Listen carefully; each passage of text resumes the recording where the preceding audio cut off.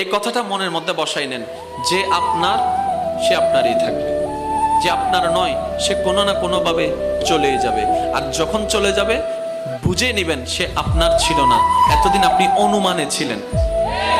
যেটা আপনার পাওয়ার সেটা যদি ওই পৃথিবীর শেষ প্রান্ত যদি থাকে, কোনো না কোনো ভাবে সেটা আপনার হাতেই আসবে।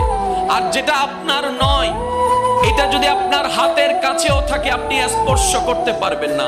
বাস এই দুইটা কথা যদি আমরা কোনোভাবে মনে এবং মাথায় রবের উপর ভরসা করে বসাই ফেলতে পারি, আমাদের জীবনের অর্ধেক ডিপ্রেশন এমনিতেই কমে যাবে। সুবহান।